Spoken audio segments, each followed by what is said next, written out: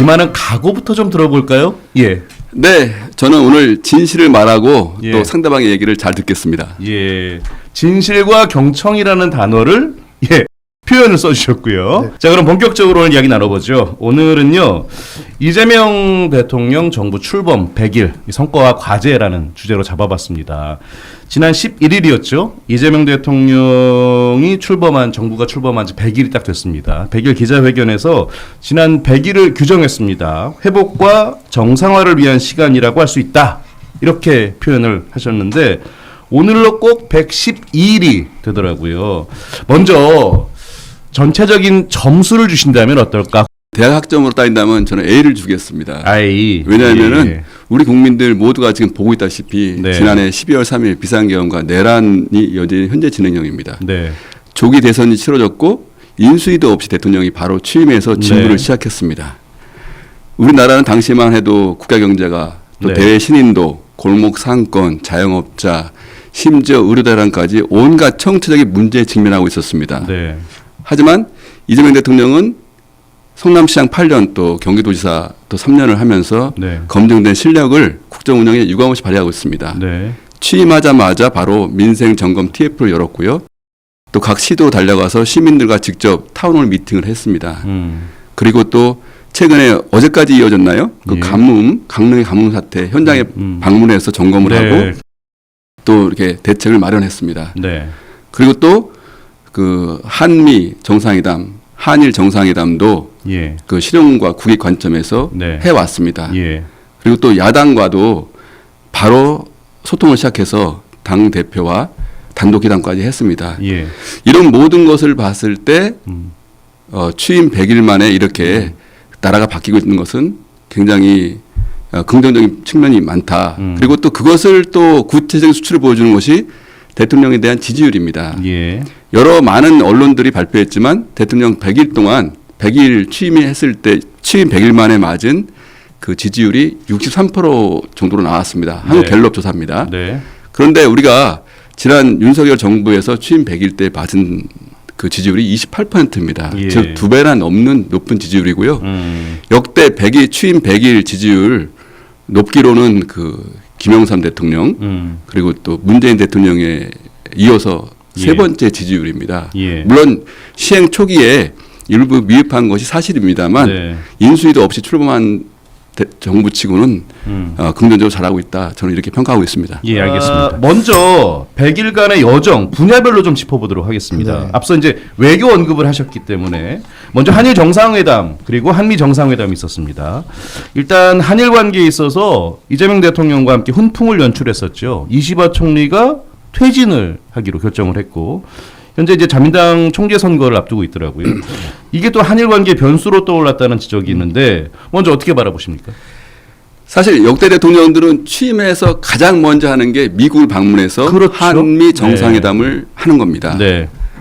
그런데 이런 관례를 깨고 이재명 대통령은 일본을 먼저 방문해서 일본과 미국이 관세 협상을 어떻게 벌였나 그 경험을 배우고 네. 또 미국이 원하는 한일 협력 분위기를 연출했습니다. 네. 참으로 어떻게 보면 노련하고 지혜로운 결정이 아니겠습니까? 또 한국과 일본은 우리 흔히 말하는 거로 가깝고도 먼 나라입니다. 네. 잘 아시다시피 식민 지배 또 위안부 문제 이런 것에 대해서 사과 반성하지 않습니다. 예. 한술 더 떠서 여전히 독도 영유권을 주장하고 네. 또 역사 교과서를 왜곡하는 일을 계속 해오고 있습니다. 네. 그럼에도 불구하고 이재명 대통령은 과거를 직시하되 관계는 미래지향적으로 나가야 된다. 그렇게 하고 일본을 먼저 찾은 겁니다. 네. 거기 가서 그 지지층의 반발을 무릅쓰고 예. 그 박근혜 정부가 합의하고 윤석열 정권에서 집행하고 있는 예. 그 위안부의 제3자 배상안 예. 그 문제는 이미 결정한 거는 돌이킬 수 없다라고 그 지지층의 반발을 무릅쓰고 할 정도로 예. 그렇게 결정했습니다. 예. 물론 이제 이시바 총리가 곧 물러나고 새로운 일본 총리가 선출된다고 합니다. 예. 여러 보도를 그 종합해 보면 예. 뭐 어떤 사람이 되든 간에 한일 관계가 녹록지 않을 거라고 저는 봅니다. 예. 그렇지만 우리가 이런 원칙을 갖고 또 실용적인 접근을 하고 그리고 또 한일 셔틀 외교를 정상화하고 이렇게 한다면 서로 윈윈할 수 있다고 생각합니다. 예. 저는 이번에 그 특별히 주목을 한 것이 바로 최근에 일본의 한 시민단체가 예. 오랫동안 심혈을 기울여서 그 조세이 탄광이라고 예. 그 해저 탄광에 수몰된 네. 우리 강제징용됐던 조선인들의 유해를 계속 수습을 하고 있습니다. 예. 저는 이걸 보면서 참으로 눈물겹고 고맙더라고요. 일본 정부가 하지 않는 것을 일본 시민단체가 하고 있습니다. 그래서 이제 앞으로 우리는 이렇게 양심적인 일본의 지식인 시민단체와 연대해서 예. 함께 민간 외교, 예. 공공 외교도 함께 해야 된다고 생각합니다. 예, 알겠습니다. 한일 관계도 그렇고 사실 한미 관계에도 풀어야 할 부분이 많습니다. 관세 협상은 여전히 진행 중에 있고 최근에는 우리 근로자의 구금 사태까지 발생을 했어요. 한미 관계 어떻게 바라보고 계시고 어떤 돌파구가 필요하다고 보시는지 의견 듣고 싶습니다. 먼저 해주시죠. 네, 사실 우리와 미국과의 관계는 혈맹입니다. 예. 피로 맺어진 관계입니다. 예. 미국은 6.25 전쟁 때 또 우리는 베트남 전쟁 때 함께 군인을 파견해서 네. 함께 전쟁을 수행했습니다. 예. 또 산업화, 민주화 그리고 세계화 이 모든 과정에서 서로 의지하고 도움을 받았습니다. 예. 그런데 이제 트럼프 대통령이 취임하면서 올해 초부터 예. 이제 관세 부과를 시작해서 마가 미국을 다시 위리하게 한다는 그 마가 정책을 하면서 지금 예. 많은 갈등이 벌어지고 있습니다. 네네. 그런데 그 기간에 우리는 그 윤석열 파면으로 인해서 치러진 조기 대선을 하면서 이 이재명 대통령이 제대로 그 정부가 대응할 시간이 없었습니다. 그런 일부 부족한 측면도 있었습니다. 예. 그럼에도 불구하고 정부가 총력 대응을 하면서 예. 한미 정상회담을 무사히 치러냈고 예. 지금 그 후속 조치를 하고 있습니다. 예. 그런데 여러분들 잘 아시다시피 난데없이 미국 조지아주 공장에서 다수의 우리 근로자들이 미국 정부에 의해서 불법으로 구금되는 일이 벌어졌습니다. 네. 모두에게 진짜 엄청난 충격을 준 것이죠. 예. 근데 뒤늦게 이제 미국 정부의 관계자들이 유감도 표시하고 사과도 하면서 네. 이제 일단락되면서 지금 비자 문제를 비롯해서 후속 조치를 취하고 있습니다. 네. 많은 사람들이 얘기합니다. 일본이 도장을 찍었는데 우리는 왜 도장을 안 찍냐. 예. 근데 모두가 잘 알다시피 외교는 철저히 국익에 따라서 실리적으로 해야 됩니다. 일본과 한국은 GDP 규모도 다르고요. 예. 그다음에 또 뭡니까 외환 보유고도 확실히 차이 납니다. 네.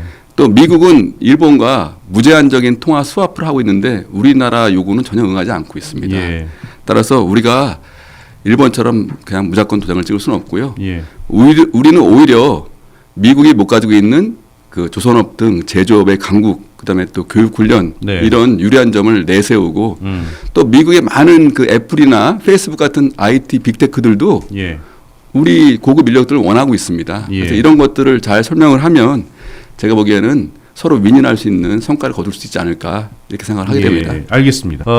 이제는 외교 문제를 넘어서 우리 정치 이야기 좀 해보겠습니다. 네. 지난 8일에 이재명 대통령께서 여야 대표와 회동을 했습니다. 당시 표면적으로는 분위기가 화기애애 보였는데 그 이후에 이제 여러 가지 문제들, 특히 사법개혁을 두고서 여야 신경전이 가열되고 있는 것 같아요. 어떻게 보십니까?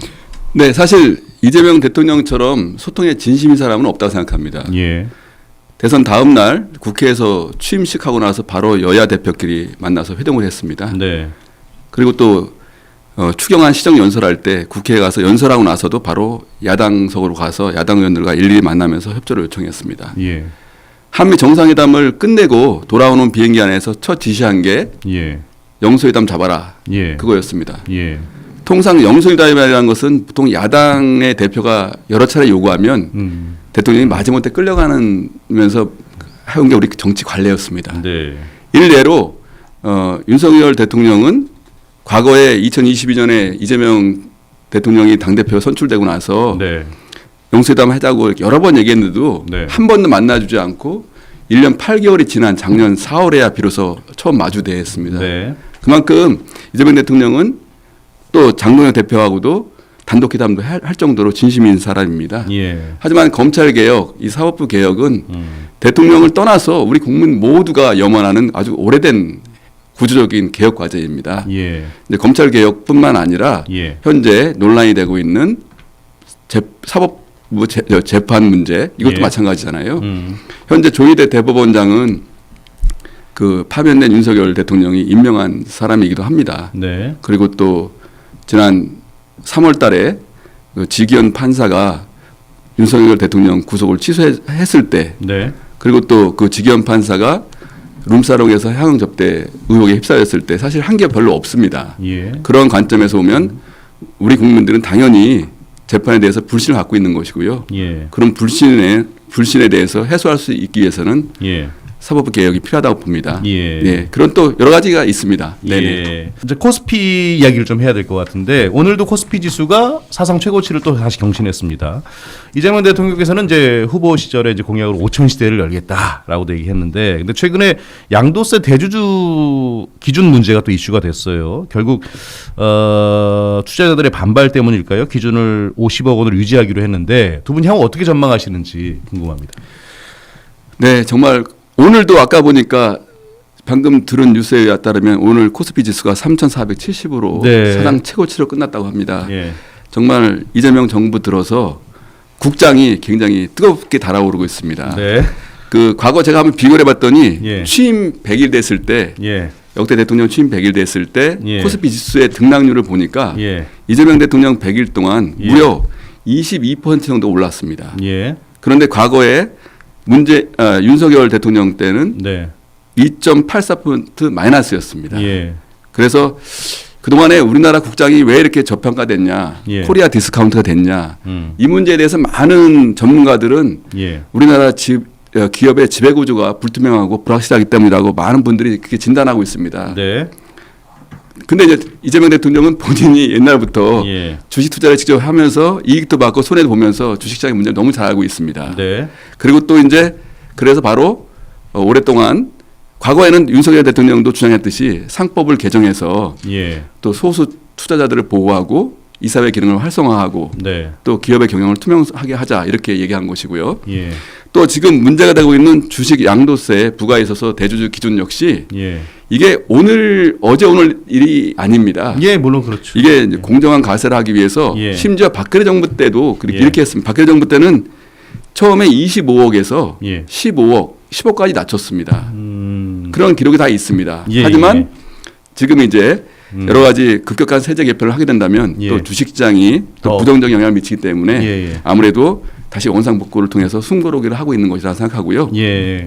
이런 여러 가지 조치가 예. 잘 시행된다면 단기적으로는 등락을 거듭하겠지만 장기적으로는 저는 우리 지수가 예. 이렇게 우상향할 것으로 저는 확신합니다. 알겠습니다. 네. 경기도 이슈도 좀 한번 다루긴 해야 될 것 네네네. 같아요. 내년 지방선거 앞두고 벌써부터 공천 시기가 빠르게 움직이고 있는데 경기지사 선거를 두고 벌써부터 다양한 움직임이 감지가 되고 있다고 하더라고요. 그래서 짧게 이 시간은 1분 30초씩 정도 먼저 민주당 분위기 어떠신지 좀 부탁드리겠습니다. 제가 시간을 좀 정리하겠습니다. 예. 네, 저희 더불어민주당은 8월 달에 그 6.3 지방선거 기획단을 출범시키고 여러 가지 예. 공천 룰이라든가 여러 가지 다양한 정책 방안을 마련하고 있습니다. 네.